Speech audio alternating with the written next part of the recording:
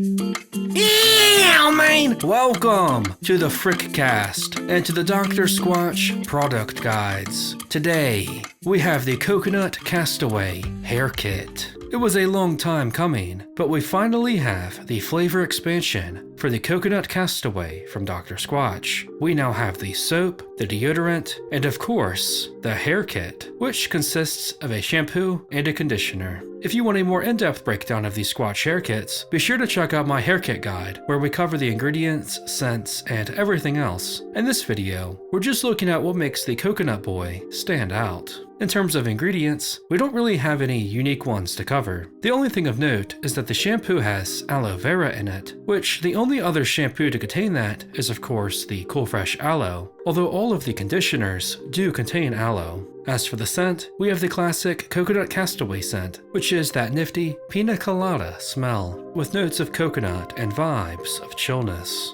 The hair kit's scent is closer to the soap than the deodorant is in my opinion, but it does differ a little bit. For fans of the brick, I think you'll like the kit as well. It's a nice tropical cocktail scent. As for using it, it's actually becoming one of my favorite kits. It felt very clean, easy to rinse, and left my hair feeling cleansed, nourished, and hydrated. Not unusual for a Squatch hair kit, but I did find the Coconut Boy to be slightly better than many of the others. This will probably be my new go-to if, God forbid, I ever run out of pep kits. The Coconut Castaway hair kit is one of the best current offerings, and I do think it is better overall than the deodorant. It's a great addition to the Coconut Castaway flavor and the Dr. Squatch menu. That's only my opinion though, and I'd love to hear yours in the comments. Are you nabbing the Coconut Kit or the Dio? Let me know what you think of it. As always, Frick Nation, stay nifty. Yeah, man!